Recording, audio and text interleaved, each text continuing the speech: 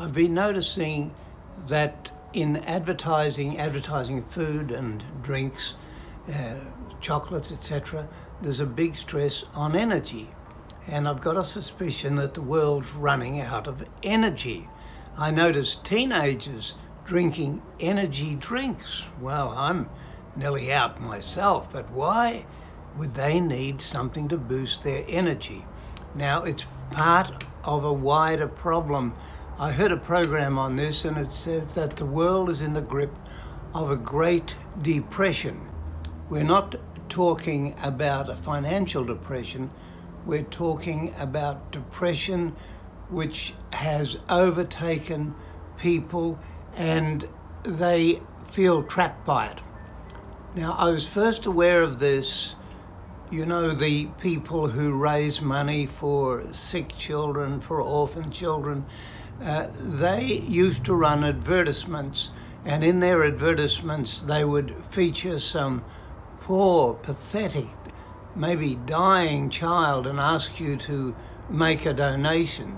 Now, they found that these photographs of absolutely desperate children were not producing results because people thought the whole situation is too far gone. And so the aid organisations that advertise like that are now focusing on pictures of children who have some kind of a chance.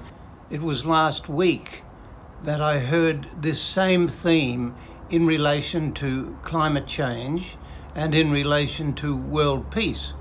The people who were talking about climate change were saying the situation is so dire that people are just exhausted and they don't want to hear about it anymore. It all seems hopeless. Now, that has led to a whole lot of programs on television, popular television programs on people buying nice houses, beautiful houses in exotic locations, or remaking houses.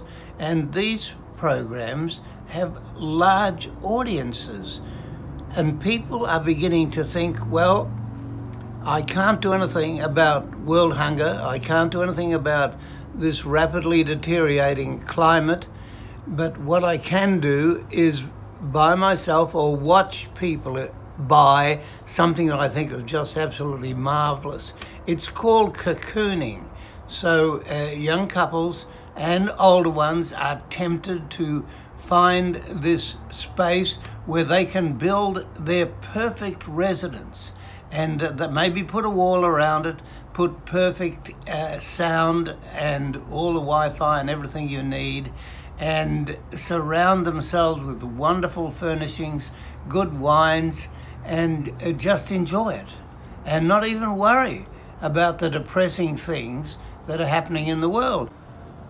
One small saying helped me a great deal, and this was a saying of a Buddhist nun from Vietnam, and I don't know her name, but this is what she said: the problem is not the big picture. Focus on the small picture.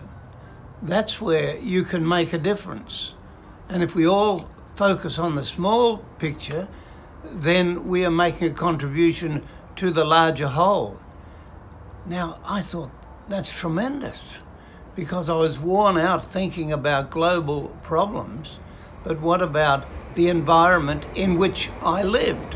What about the things around me? What about the people around me? Surely in this environment, in this area, I can make a difference, and my difference will count for the wider world. I hear the same thing in the words of Jesus.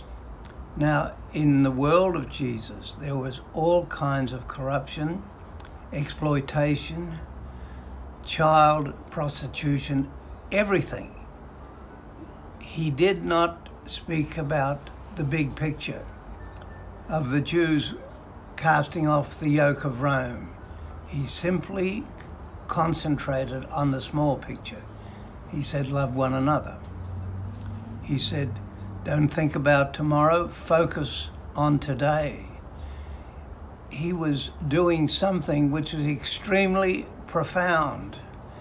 So I've come to the conclusion that whilst I want to be informed about the big picture, it is my responsibility to care for the small picture. And the small picture are the people around me and the issues which face me in my daily life. And if I can be positive in these respects and make some small difference in this environment, I'm doing something good for the whole.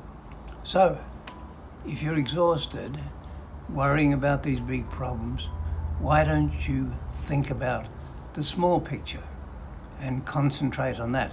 Well, that's a little bit of advice that I'm trying to follow myself. Be nice to talk to you. Thank you and God bless you.